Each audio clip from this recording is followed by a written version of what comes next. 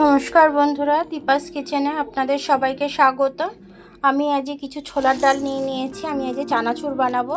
তো এই ছোলার ডালটা আমি একটু ভিজিয়ে দিয়ে দেবো। আমি ডালটা ভেজাবো। আমি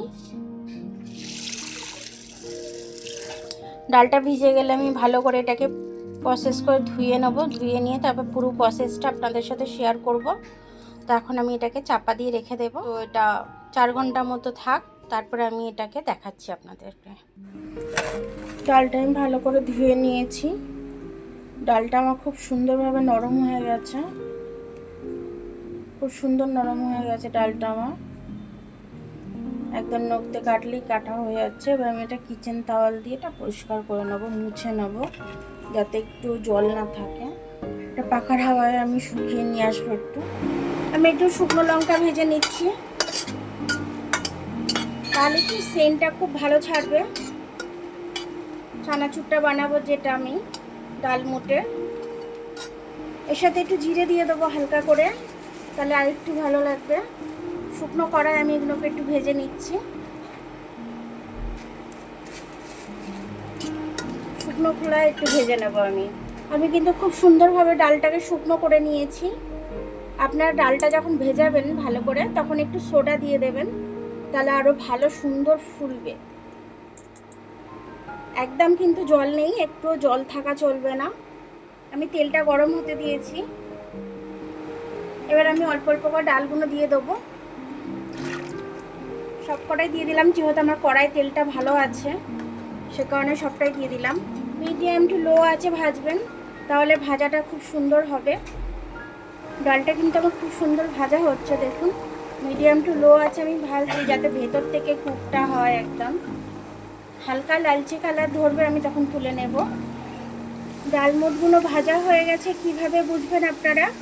এই যে দেখুন ডালগুলো আমার সব ওপরে ভেসে উঠেছে। এরকম ভেসে উঠলে জানবেন ডালগুলো ভাজা হয়ে গেছে। ছোলার ডালগুলো এরকম ভেসে উঠলে জানবেন ভাজা হয়ে গেছে। তখন আপনারা তেল ঝেড়ে তুলে নেবেন। দেখুন ডালমুটগুলো আমার এরকম ভেসে উঠেছে। সেই ডালমুটগুলো আমি কিন্তু তুলে তেল ঝারিয়ে নিচ্ছি। তেল ঝারিয়ে আমি তুলে নিচ্ছি। এইভাবে আমি তুলে নেব তেল ঝারিয়ে। এটা বাটির মধ্যে রাখবো, কারণ আমাকে তো আবার মশলা মেশাতে হবে এটার মধ্যে, সে কারণে। এবার এই তেলের মধ্যে আমি কিছু বাদাম ভেজে নেব।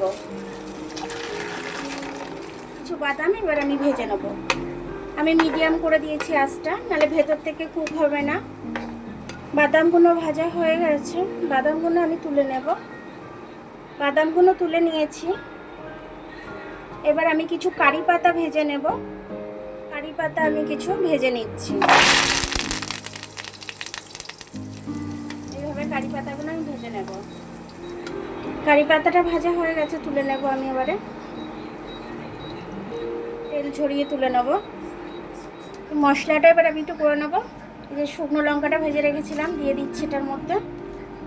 সব শুকনো লঙ্কাটা দেবো না, বেশি ঝাল হয়ে যাবে। তো কিছু শুকনো লঙ্কা আমি সরিয়ে রেখে দিচ্ছি। জিরেটা দিয়ে দিচ্ছি আমি। জিরেটা সবটা দেবো না, তাহলে কারি পাতার গন্ধটা চলে যাবে। একটু টক হওয়ার জন্য আমি আমচুর দিয়ে দিচ্ছি, একটু টক ঝাল হওয়ার জন্য। আপনারা যদি বেশি করে করেন, বেশি করে আমচুরটা একটু দেবেন। এবার স্বাদ অনুযায়ী একটু নুন দিয়ে দেবো আমি এটার মধ্যে। একটু নুন দিয়ে দিচ্ছি আমি, সব নুনটা দেবো না। একটু বিট নুনও দেবো আমি। চানাচুরে বিট নুন না দিলে ভালো লাগে না স্বাদটা। বিট নুনটাও এর মধ্যে দিয়ে দিচ্ছি আমি, স্বাদ অনুযায়ী দিয়ে দিচ্ছি। এবার এটাকে আমি বেটে নেবো, ভালো করে গুঁড়ো করে নেব। এবার আমি চানাচুরের মধ্যে এই মশলাটা মিশিয়ে দিচ্ছি। খেতে খুব দুর্দান্ত হবে, খুব টেস্ট হবে। তাও সবটা দিলাম না, কিছুটা গ্লাসে রেখে দিলাম, যদি বেশি হয়ে যায় বাই চান্স। এইভাবে মিশিয়ে নেবো। দেখছেন আওয়াজ, দেখছেন কত সুন্দর হয়েছে, দারুণ হয়েছে একদম জিনিসটা। এরকম আপনারা বেশি করে বানিয়ে আপনারা বয়ামে ভরে রেখে দিতে পারবেন। যখনই আপনাদের মনে হবে একটু স্ন্যাক্স খাওয়ার হিসাবে, তখনই আপনারা স্ন্যাক্স হিসাবে আপনারা এটা খেতে পারেন।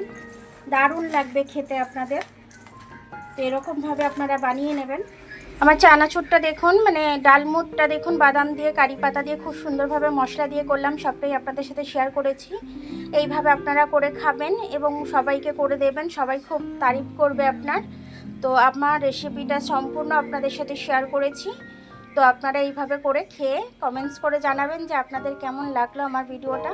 আমার ভিডিওটা দেখার জন্য অনেক অনেক ধন্যবাদ। আমার ভিডিওটা যদি আপনাদের পছন্দ হয় তাহলে আমার নতুন বন্ধুরা যারা আছেন তারা একটু লাইক, সাবস্ক্রাইব, বেল আইকনটা একটু টিপে দেবেন। আমার ভিডিওটা একটু লাইক, সাবস্ক্রাইব করে দেবেন। আর যদি ফেসবুক থেকে দেখেন, লাইক আর ফলোটা একটু করে দেবেন। আবার কাল দেখা হবে নতুন রেসিপির সাথে। ততক্ষণ আপনারা ভালো থাকবেন, আমি আসছি।